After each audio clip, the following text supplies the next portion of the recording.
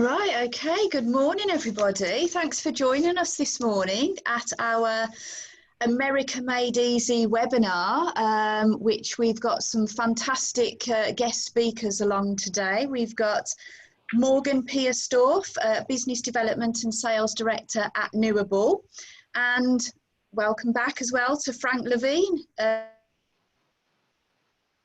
Independent Director of the Avitus group of companies. So I am really looking forward to being a part of this webinar today. So I just wanted to just go through the agenda so that we can all see what's expected. So I am the International Director at the Greater Birmingham Chambers of Commerce. I'm Mandy Haig, and I'm also the Divisional Director of the Transatlantic Chamber of Commerce, and it's the Transatlantic Chamber that is bringing you this webinar today.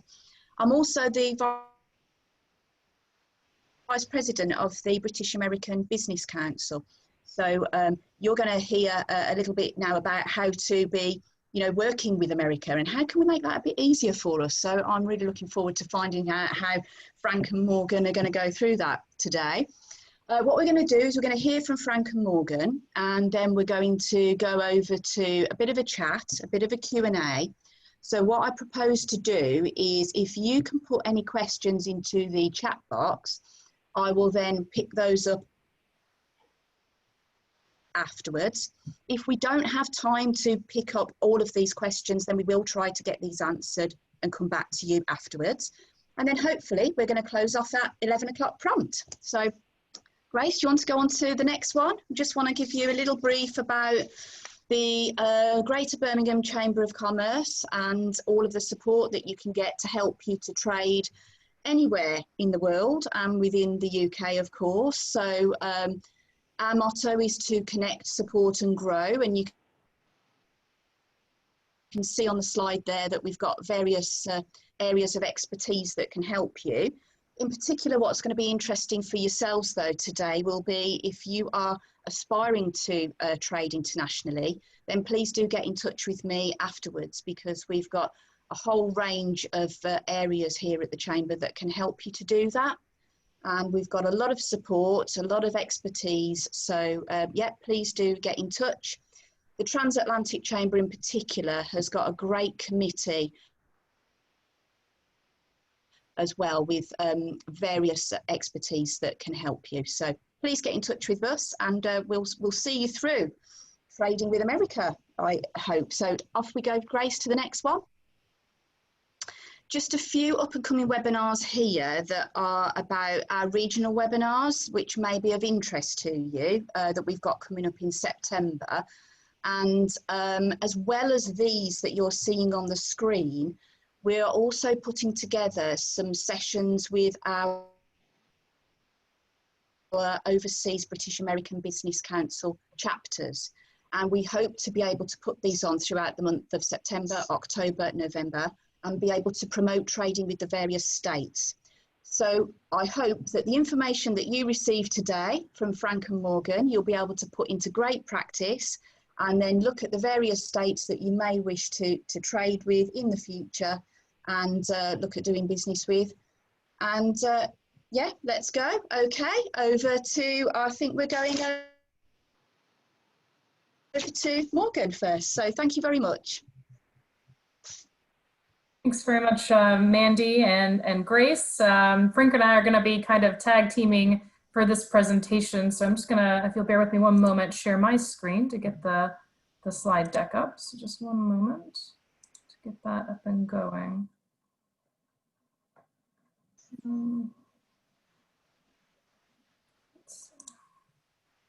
Frank, I don't know if you, I'll just, I think Frank's going to start with the welcome.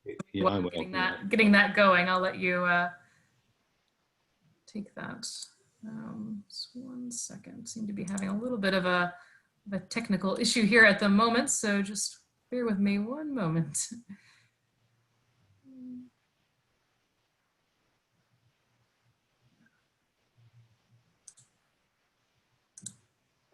Yeah. If this works to get my PowerPoint up this way. Is that working for everybody now, hopefully? Yeah, there we are. Excellent. Okay. We'll go to the next one. Or? Yep. That'd be lovely. Well, it's oh, there we go. Well, it's a pleasure to be with everybody in Birmingham and the Greater Birmingham area. It's a little while since I've been up there personally. I've had some very fond memories, and I've always enjoyed working with you. As you probably know, I've been with the Avitus group in the UK for about 5 or 6 years now, beating the bushes with all of you, promoting US as an investment destination. For those who don't know me, I've worked in a variety of different markets over the years, in Asia Pacific, in Russia, actually, in Africa and elsewhere, and South Asia for that, and North Asia, and South Korea and Australia for that matter. So a lot of international experience, and hopefully some of that I can bring to bear and be helpful in giving clients and members of the Chamber a perspective in going forward in looking at the United States, where I have a citizenship, dual citizenship, just to complete the sort of profile. I've got a home there, so I do know what it's like to sort of move from one part of the world, particularly from the UK to the States, on a personal level. Hopefully that'll give anyone who wants to chat to us during the course of what goes forward a little bit more help than usual. And I'll just hand over to Morgan, I've been working with for some years, many years as a colleague. Morgan was previously working in Hamburg in the Kentucky Economic Development Organization. We work very closely there, and again, we continue to work closely. And Morgan's actually sitting inside our JV partner, Newable.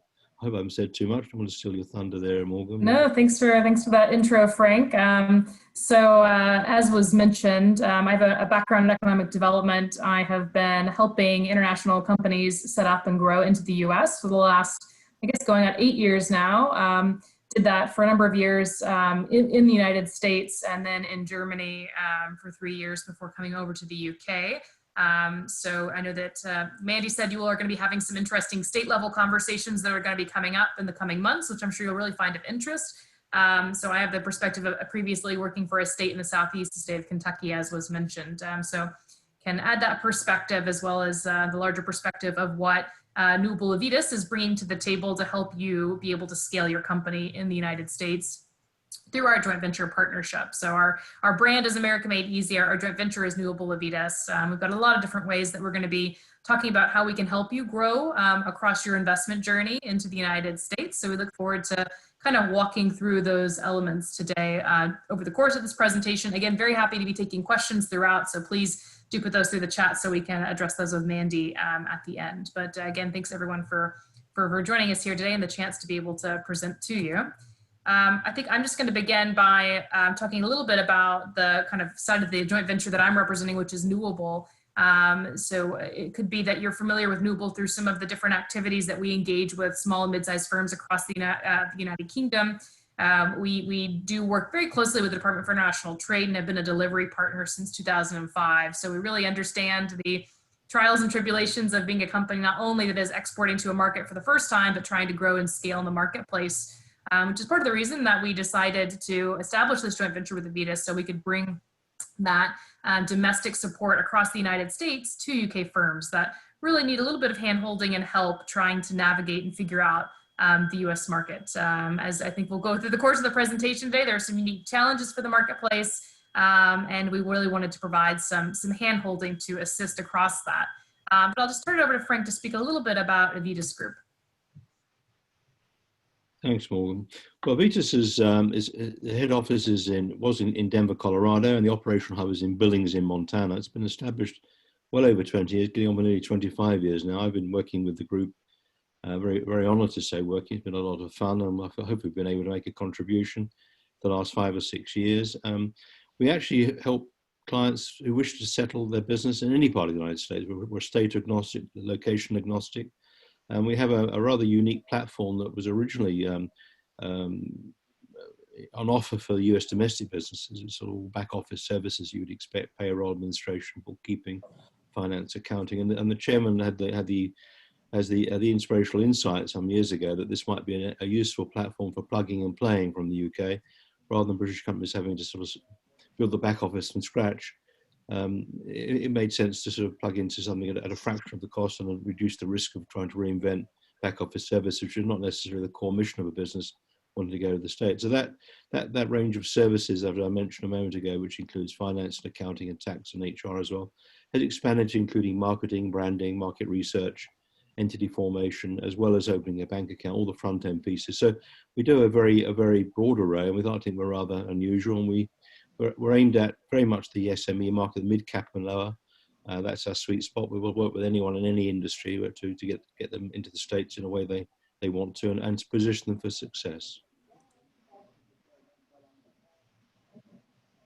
So we have a team in the States of some 400, 200 in Billings and 200 spread around the USA, some in Colorado, but a great number in our 13 or 14 offices, which are all around the USA. We look after some 3,500 companies in total, largely, as you'd imagine, domestic US, but an increasing number of British and European companies from around the world, even Brazil for that matter. We've landed in the States and we've provided support. And we have a very strong team in tax, finance, accounting, and payroll, and HR and recruitment, which is our sort of bedrock of our core business. But we've expanded to build other services out by bringing other talent into the organization. So you haven't got to take everything we have on offer. It's a suite, and it depends where you are on your journey. There are actually 3 legs to the stool. We like to make it a little easier to put our heads and arms around, if you like. How to sit. The logic being to simplify how you run your business, to strengthen your business as a consequence, and then have a basis for growth. So we put 3 pieces, if you like, of our service offering under the simplification stool, if you like. Payroll administration, which is a classic service. Accounting, we ensure that your books in the United States are actually GAAP, which is general accounting principles, compliant, which is a US accounting format. And also we ensure that all dovetails in very nicely with taxes. You don't overpay or underpay tax. We keep you straight on the taxes. So we have a tax service which dovetails into accounting, and which in turn dovetails into payroll.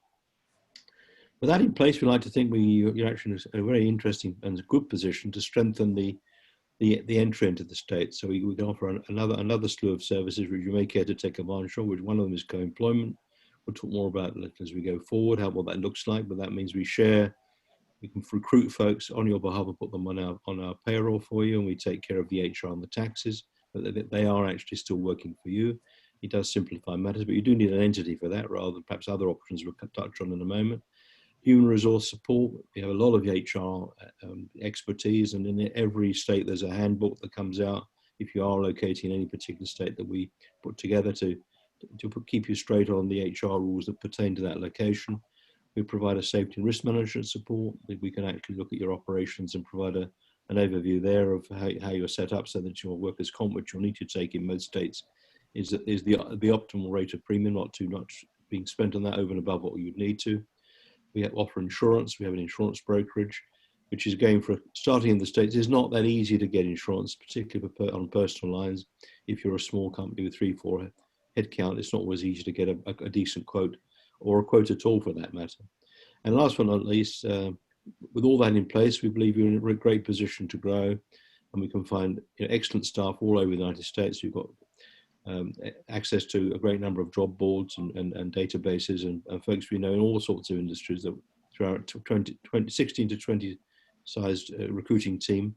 We have a branding and marketing team of 16, which again is another strong group, which I know Norgan we're talking about a little later on in more detail, which is we're very proud of that. And we help with IT, not only just 24/7 if you need disaster recovery support, but even the smaller pieces of the jigsaw puzzle, just getting set up, getting a mobile phone, finding an office, getting the IT set up in a way that's compatible with the UK. That really completes, if you like, the 3 legs of the stool. I'll give you a very quick overview of all our services, but they all are interconnected, and we are very joined up, which makes us rather different from perhaps looking to get some of these services from independent practitioners who cover all of these in part, but not in a joined up way, which we do. I'll hand back to Morgan to talk through why the USA is so interesting. Why bother with all this? Thanks, Frank. Yeah, I think you have a little bit of a sense of why we're in the business of doing what we do. And that's, again, to help you simplify, strengthen, and grow your business. We do that, as was mentioned, for US domestic companies anyways, but the same type of support and services that international firms need to have as well in place as they try to tackle the US market. So a little bit of a view of our why, of what we're doing, and we really just want to revisit why you're listening in. And I trust that everyone on the call is at a little bit different point in their journey. So maybe some of you are just thinking about exporting to the market for the first time, or others might have been doing that for a number of years and are finally thinking about putting some boots on the ground. Maybe others have been there for a very long time and are just having some pain points in their with their current operations and need some help. Regardless, you're there because it is a huge marketplace, and there's already quite a strong relationship, obviously, between the United States and the United Kingdom. So just recapping that, just to really show how impressive that relationship is and why it matters for UK firms. Obviously, we're looking at a GDP of around $21.4 trillion in the US, which is around a quarter of the world's GDP. We've got over 6 million companies, 265 million consumers in the US. We consume a lot in the United States, which is great for UK firms, particularly because Americans love UK products. And obviously there's quite a strong relationship. There are roughly 36,000 companies that are already trading with the US in any given year. Generally, we do see fairly good growth in the United States. It is at a scale larger than most other countries. Of course, 2020 is quite a different year, and I don't need to tell you why, but we still expect that in the long run, the US is going to continue to see that growth and be a great market for UK firms. So certainly a good idea to consider growing into it further. But despite the fact that there is all of this opportunity within the US marketplace, there are also quite a lot of challenges. If it were simple, everybody would be there, everybody would be thriving in the US marketplace. A lot of companies maybe discount some of these challenges and make costly mistakes. Part of what we do at Newable Avitus through our American Made Easy is to really simplify a US expansion and be sure that you're not making mistakes and that you're planning for building a very strong foundation for your US operations. So just want to quickly touch on some of the key considerations that we try to talk through with our clients to advise them on. Some on the call today, these might be things that you've said, yep, that's been a challenge for me, I've addressed it. Others are thinking some of this information might be surprising, but I'll start on the cultural side. Obviously, there's so many things that bind us together and make us similar between the UK and the US, but American consumers are a little bit different. Their expectations from a marketing side are going to be a little bit different.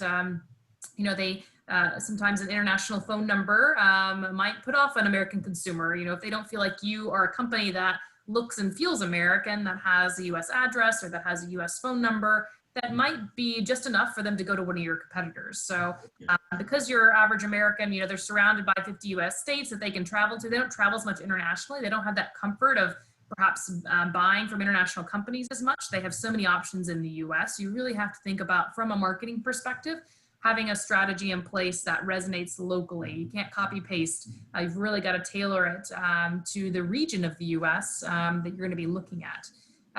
That plays into the customer service side. Americans really want to be able to pick up the phone any time of day, not just when the hours and time zones overlap. You need to be thinking about having someone that can look after them all during business hours in the US. And of course, the US is spanning several time zones, so that's something to take into consideration.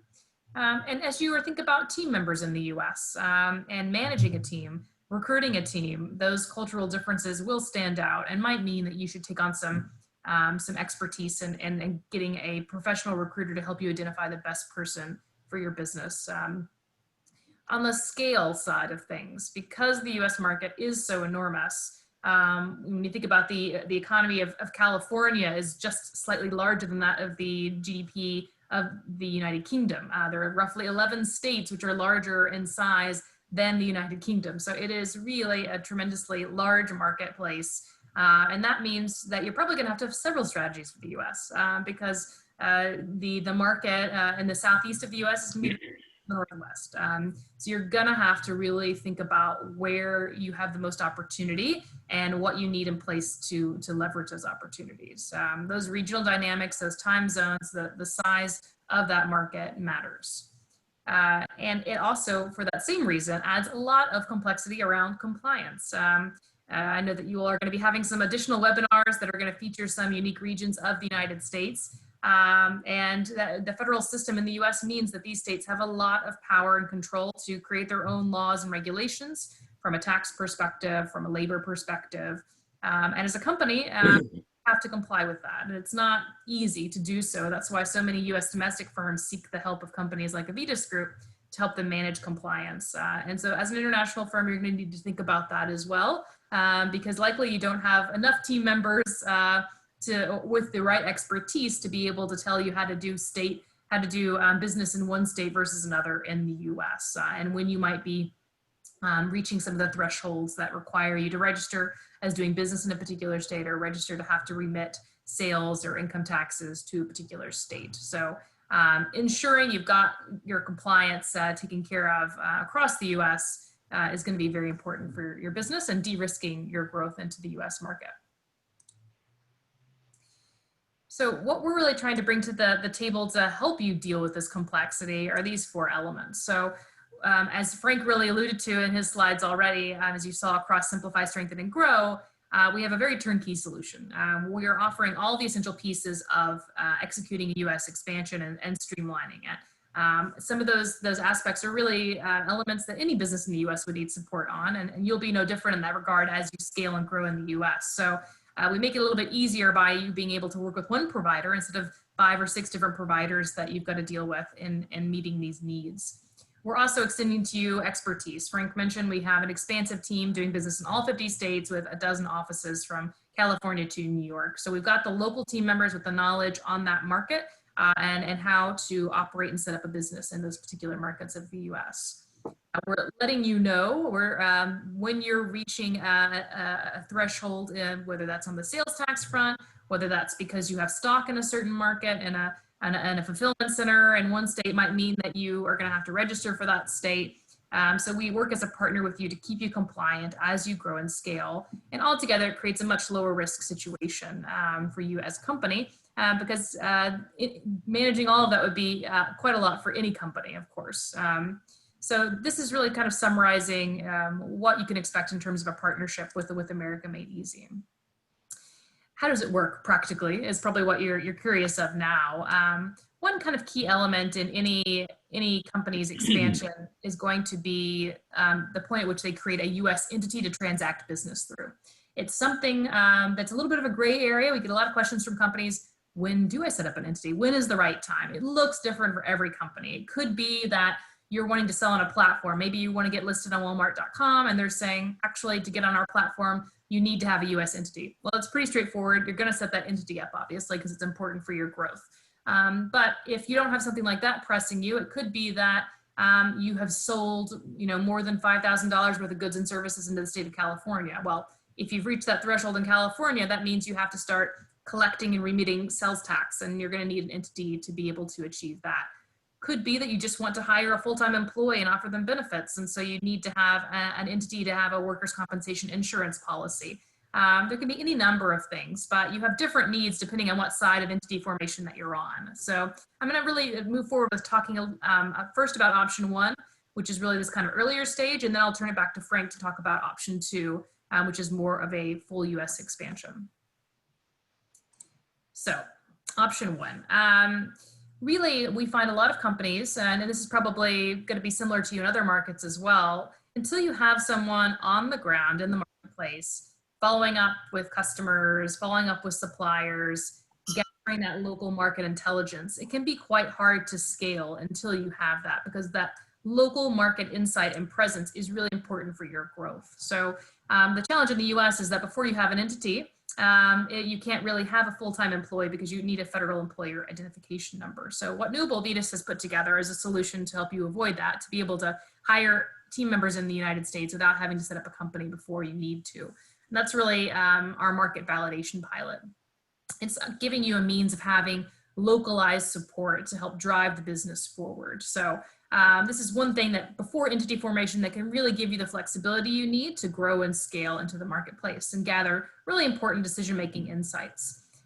Just at a high level, how something like this would work, essentially we sit down with companies, really try to understand what would be that perfect role in the marketplace. Do you need someone just meeting with your, mapping out the supply chain, gathering, kind of market research? Do you need someone who's meeting with existing customers?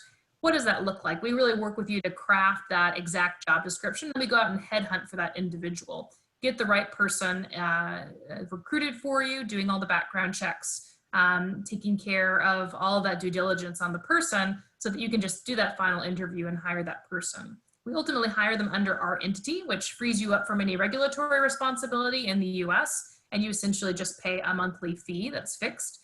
There is no minimum term and just a 30-day notice period. So a super flexible way to not only try out the market in a little bit more depth, but also try out an individual role, so that maybe if you hire someone, they're not working out after 2 or 3 months, that person we can terminate for you and re-recruit at no additional fee. So that's kind of one way to get some local boots on the ground. Maybe you don't need a face-to-face person. Maybe you just need some really localized customer support rather than having them pick up the phone and have someone out of your call center in Newcastle try to walk them through how to deal with a customer support issue. Maybe it would make more sense to have someone who is perhaps that nearshored in the US. So we have a nearshoring option as well that are bilingual team members. So thinking about, there's quite a lot of Spanish speakers in the US as well. You might need something along those lines. So we really try to craft some localized support that best meets your needs. So this is something that can get up and going pretty quickly for you. So anywhere from 3 to 6 weeks on average to get something set up from the point of consulting with you about the candidate to recruiting them to hiring them under our entity. So it's, again, quite a speedy way to get something going. But there's another kind of key piece that I want to touch on here, and that's really having the right kind of market intelligence to help not only this individual that you might have working for you on the ground, but also just to inform your overall strategy. And there are kind of 3 key research and kind of digital tools that we could supply companies with that are looking at the US market. And the first of those is really a market check. So you might be at the stage that you really haven't yet done a really in-depth kind of research study of the industry that you're looking to penetrate in the US. Maybe you really need to still kind of map some information on pricing, on distribution, regulations, product trends, all of those kind of key elements to develop a strategy that's going to allow you to successfully penetrate the market. If that's something you haven't done yet and you really need people to help you with, that is something that we do a lot for our clients to really build that strong foundation. It could be that maybe you're a little bit further along and you've got maybe you already even have a US facing website, you've done some work, but you really need someone with that expertise and knowledge of the market to come in and do a kind of assessment of the brand. As I said earlier, you can't copy paste. You need to be sure that the brand that you have in the UK is resonating with US consumers. And if it's not, how can you augment it and change it to make it more relevant? So we do a very thorough assessment for the company's brand as well to really gauge how you stack up with your competitors and some really practical steps and things that you can do to improve upon that, that presence, both digitally and in other forms in the marketplace. And thirdly, if you're a company that maybe doesn't have a large enough team to support a digital strategy, we can also work with you to build that and execute an ongoing digital strategy that engages with your clients on the platforms that they frequent across a number of different mediums to really be sure that you're starting to establish some market leadership and build trust with your potential consumers. So these are all very key elements of building that strong foundation for growth in the US market that if you haven't considered, you certainly need to, and that we help a lot of companies work through on that marketing side. This is really the foundational and that you need to do as you approach the market. Some of you on this call, maybe you've already done it. That's fantastic. If you haven't, you really need to be thinking about it. So at the end of this kind of market validation period, whether that's really a research project, whether it's you need to test it out a role in the marketplace, at some point you're going to get enough traction that you're going to want to think about setting up an entity. And that really sparks a lot of different compliance areas and support that you're going to need. And I'll turn that to Frank here in a moment to speak about. But the other great flexibility that we have built into our service and support for companies is that if it hasn't worked out in this early stage, you've got tremendous flexibility to kind of wrap things up, put it on a shelf. You haven't entangled yourself from a regulatory perspective yet, which means that if you need to refocus on the UK or another market, you can do that. But of course, we hope that everything that you would have done up to this point in the option 1 that we outlined has been really successful. And if that's the case, we would then work with you really to walk through the steps of setting up your company in the US. So I'll turn it back to Frank now to speak a little bit about how that works. Thanks, Morgan. Well, as Morgan said, you can actually, of course, wind it back if you don't want to proceed, but we would hope that on the back of the pilot or the market validation approach, it will be a great success and you want to transition to a full expansion. Or you may care to, as Morgan alluded quite rightly, that you may care to, on the back of export success in the States over many years. You think you understand the market, you've got a critical mass of business and customers. You want to sort of go to the next level quite quickly without doing any more testing and trialing in terms of whether there's any appetite for your products or services. This is where the full US expansion comes in. And there are a dozen or so steps that we'd like to bring to your attention. They're not in any particular sequence. They are actually sequenced in just for ease of reference, but they are laid out here. And some of you may have seen them on other presentations we've done in the past. There's nothing new here particularly, but hopefully it's not worthy of restating because they do all rather hang together. First piece is consulting, whether it's research that we would do, or market analysis, looking at the brand. As Morgan again touched on, it's very compelling to sort of want to just go quickly into the States, but it's also prudent to make sure that you socialize your marketing collateral and your brand is actually resonating with the US consumer in a way that makes sense. So the consulting and the marketing and the branding, they all very much are dovetailed in together in terms of giving you a foundation which is built on knowledge and intelligence. So with that market intelligence, you can build a basis for going forward. And we help you with evaluating different locations. You can set up in any one of the 50 states for that matter. We have expertise in all of that. We understand the regulations and the laws, and can give you advice about the various tax breaks that may also be coming your way. So help you with the selection, but often it's driven by what the talent pool is for your type of industry.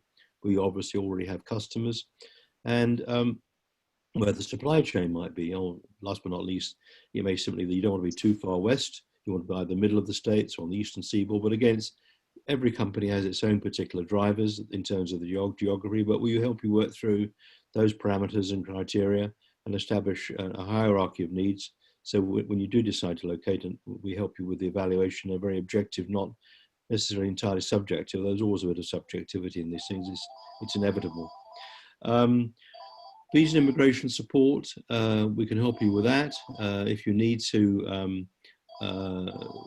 we're not a law firm as such, but we can actually, just turn that off a second. We can, excuse me a second. We can provide introductions to law firms in the United Kingdom and elsewhere. We have very close relationships with a firm called Fragaman, who are based in London, and we work very closely with them. Sorry about this. And they can help you with making sure that your HR strategy and your mix. Sorry, what's going on here? The mix between your HR strategy and which will have a mix of looking to recruit US personnel, which we've touched on a couple of times, and bringing in people from the United Kingdom. If you want an evangelical leader to go across from the UK to lead the fray, that's also something we could help you with. Legal entity, we provide counsel there on the legal entity, what type of entity that might be. And each has its own tax consequences. Again, we hold your hand, as Morgan touched on earlier, to make sure that your entity is actually fit for purpose. It doesn't always have to be in Delaware. There are lots of reasons to be located in where you're going to be doing business rather than perhaps in Delaware. Delaware has certain distractions, but it's not the only solution.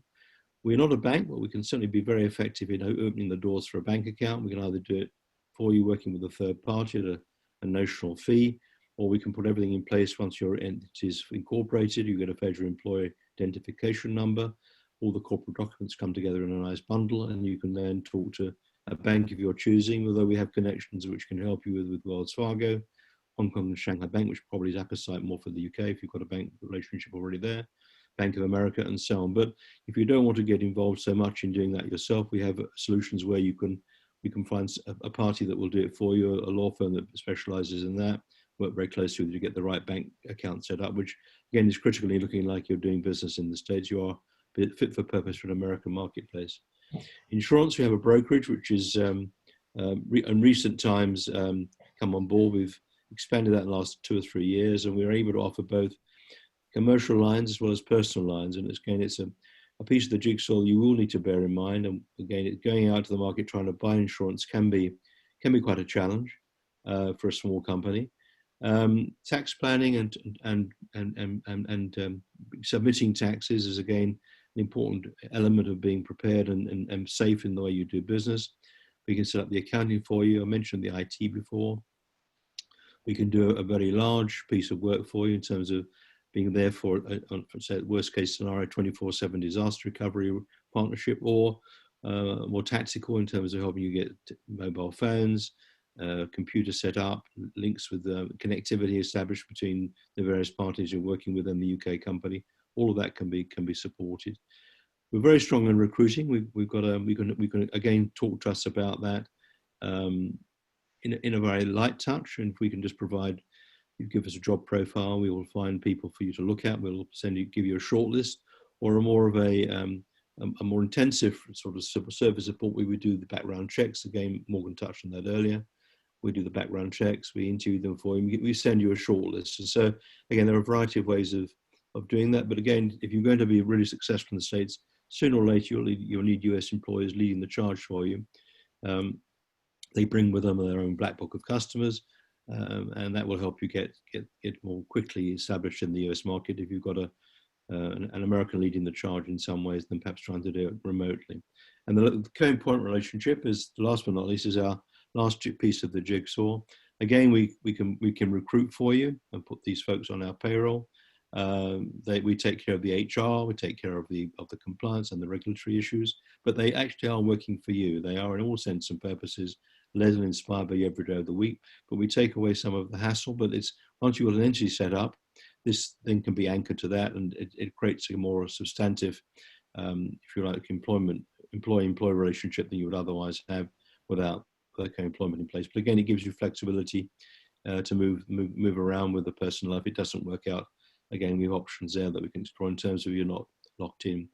This can take varying bits of time, as little as a week or two, but the longest lead times is visa immigration support, 6 to 12 months. But if you're looking to work with us on the branding, you need to take a bit more time, maybe 3 or 4 months. But generally speaking, much of this, the exception of those two particular pieces of work in the 12 steps, in terms of getting a set up in the United States, we're talking weeks rather than months. And so it's, within a month or 2 or 3 at the outside, you can be set up in the States quite well, and in many ways. And a lot of these things can be, if you're not looking to bring people in from the UK, that goes away. We can always fast forward on the branding and the marketing support. But again, we're all talking, it's all within a 2 to 3 month window, which is in many senses quite a satisfactory outcome, and will make your board comfortable that you've got the pieces in place, you've got it all interconnected and de-risked in a way. So it makes everybody comfortable that when you are making that investment to the United States, it's in a coherent fashion, and there's some substance to the thinking that's joining up the various elements through a period of 1, 2 or 3 months to get you set up in a way that you're positioned for success.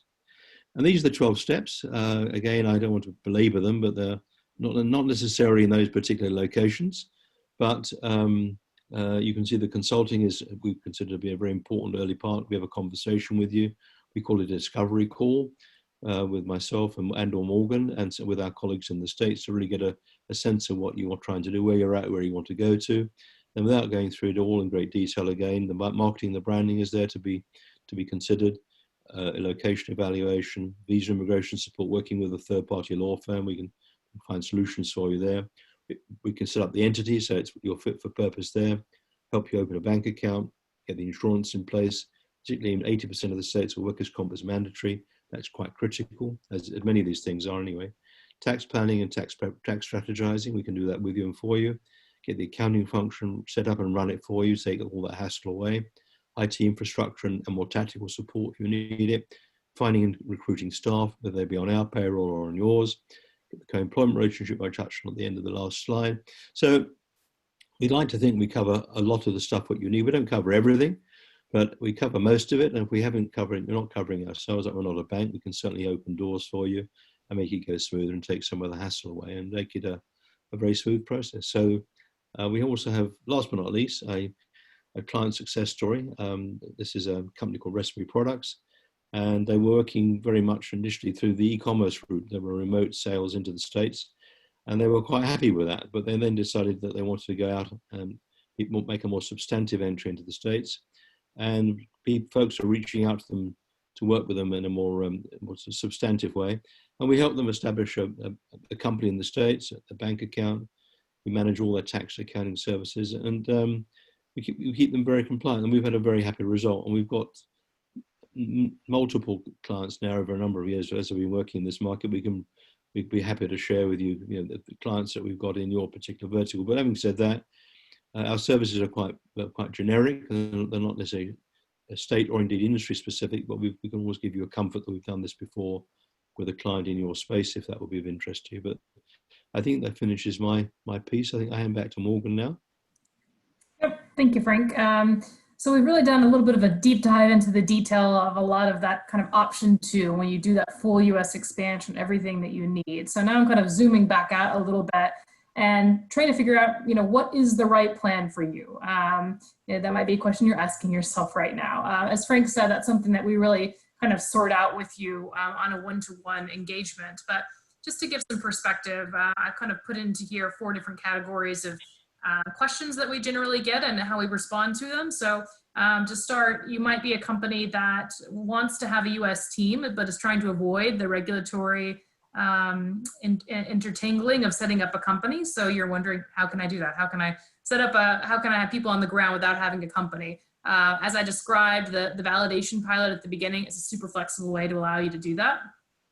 You could, however, find yourself being a company here in option 2 that you want to have a US firm, you want to set up that entity because perhaps, again, Walmart.com is telling you need to be on their platform, or it could be Amazon, whoever, but you don't really need any US employees. You can manage it from afar. If that's the case, what we would generally recommend as kind of the basics for any company setting up an entity would be that consultation and advice around entity formation, which Frank touched on, helping you with the introductions you need on the banking side, which again, quite an archaic system in the US. So often you do need a little bit of a hand holding on getting that account open.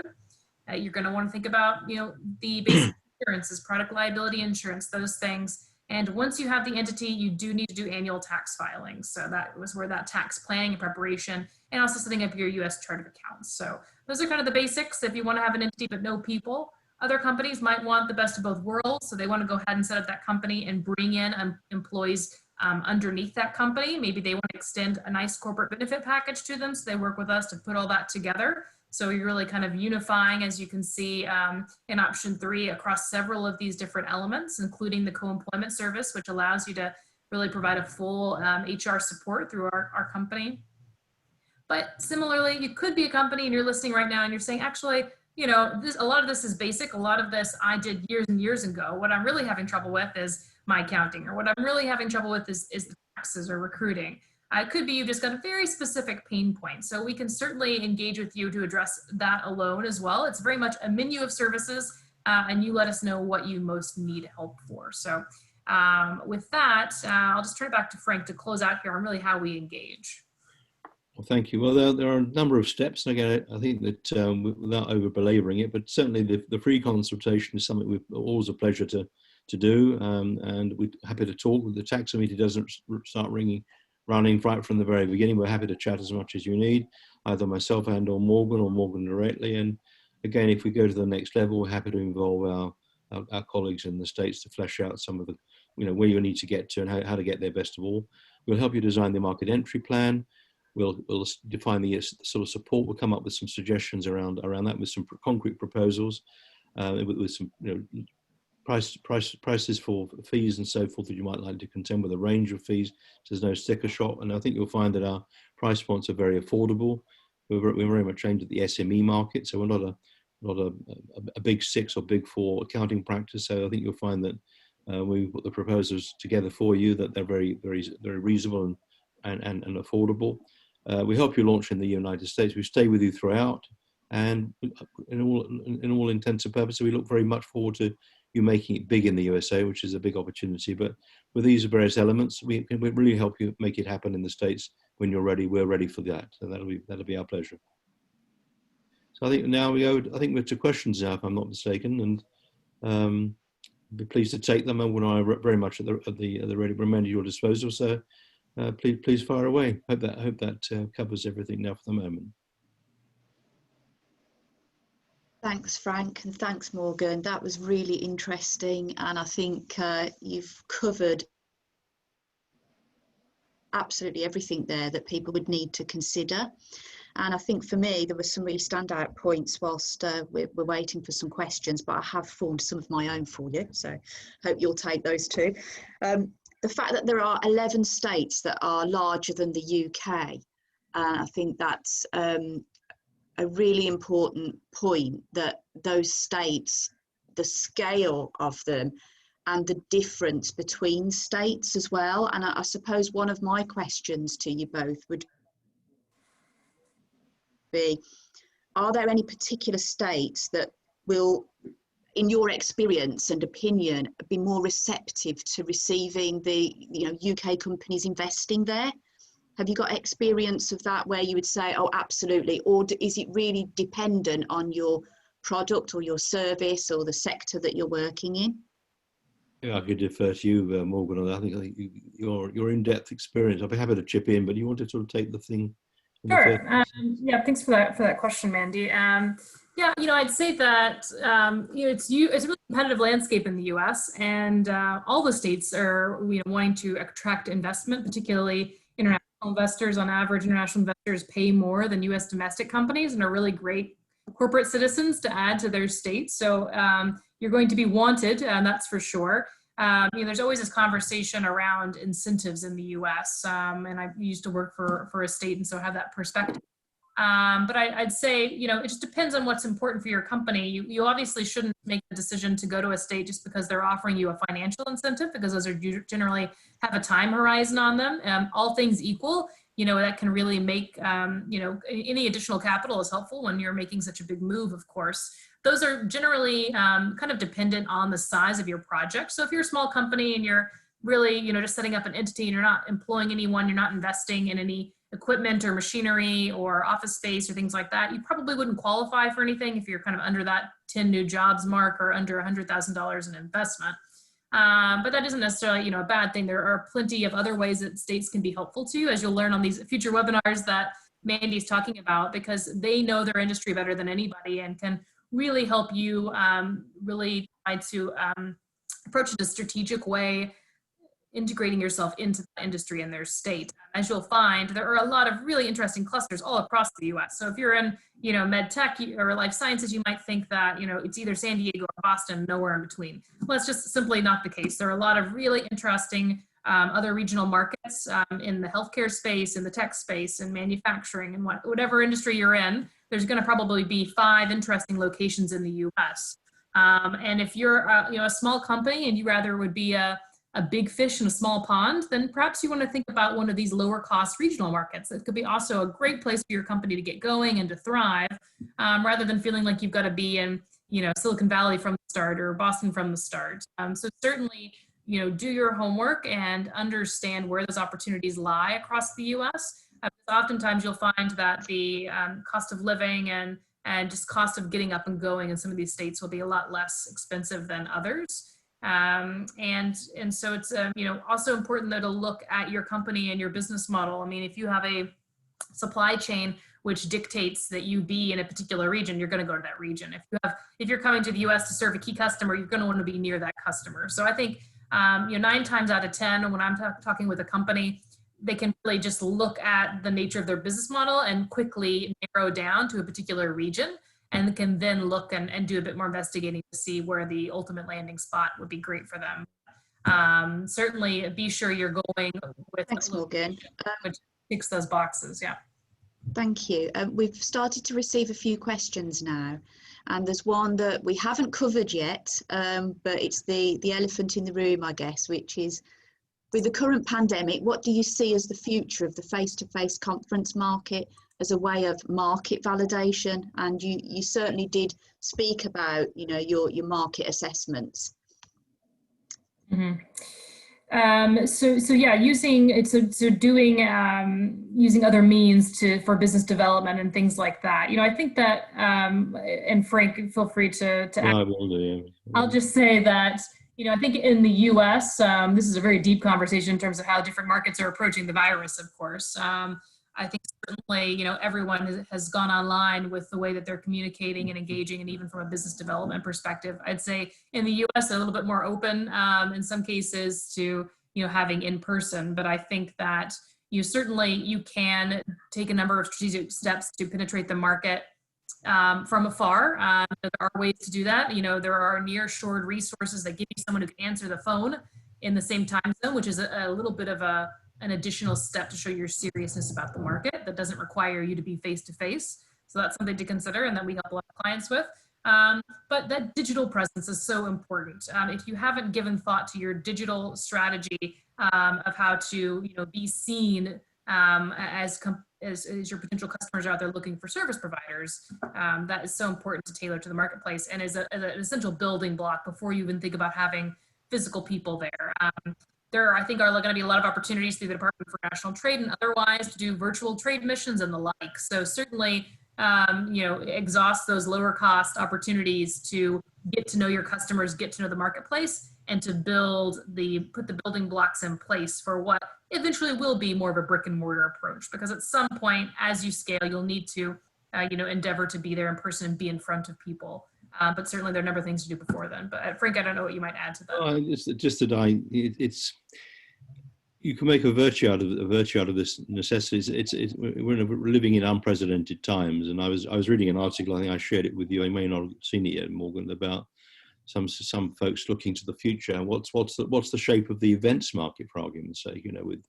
Without face-to-face being possible for the next year or two. And what was interesting was that how inventive we've become in using Zoom, and indeed there's more software being developed to allow breakout rooms, different types of, as if you were there in real time. So I think that if you're actually not overly thwarted, I mean, I think that it is more difficult, no doubt about it. But there are some very interesting ways to go to market. So, for argument's sake, if there is a path that you are unable to follow, to actually go in person from here to the States, or indeed a US recruit is unable to travel around the States because of hesitancy or issues around the virus being still rampant in certain regions, for argument's sake.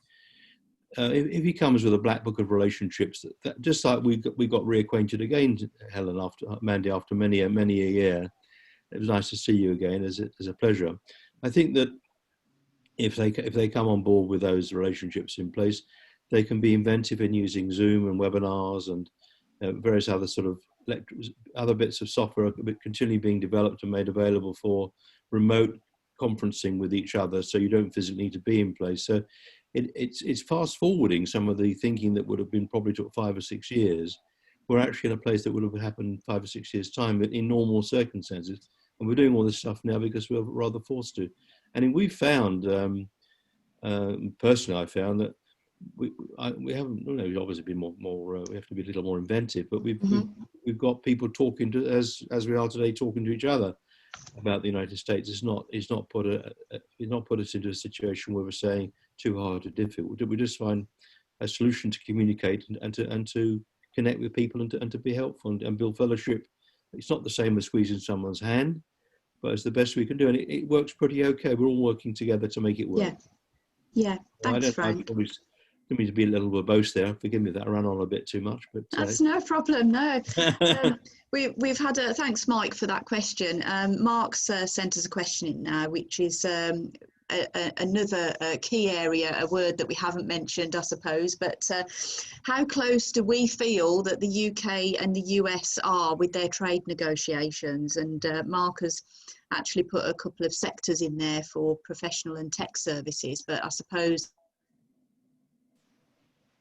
for anybody that's on this call, and I can see, we do have some representatives of DIT, and obviously Morgan, Newable, deliver that service. So, how is that going to factor in? How close are we, and what impact is it going to have on the businesses that are planning to invest in the US? It's a shame that we, for this webinar, are not joined by the U.S. Embassy, as we've been lucky to be able to squeeze them onto some others and to speak up a little bit about this. I certainly can't gauge exactly how close they are, but what I can say is that there is a lot of excitement, I think, on both sides of the pond about it. I mean, I'm talking with a lot of the states that I do and a lot of US companies that I speak with, they are eager to strengthen that relationship and to, further, explore opportunities to get better access to UK products and vice versa. So I know that there continues to be a lot of interest and intrigue. A lot of US states also are trying to prepare themselves for what they feel will be additional interest from UK firms that not only might be trading, but might be thinking about setting up an office or, trying to really pivot themselves from Europe to the US. So it doesn't quite answer the question very specifically, just because I'm not in a position to be able to do so. I think we're still a ways out. I would say that, across the board, I wouldn't just be waiting for that to come through to get going. I think regardless, I think there's a strong feeling that it will get done, but it could be a while still for all those details to be ironed out, particularly because of the nature of how it has to be approved through Congress in the US. So it's still going to be a while, and don't be waiting for that to think now about strategically how you can prepare for it.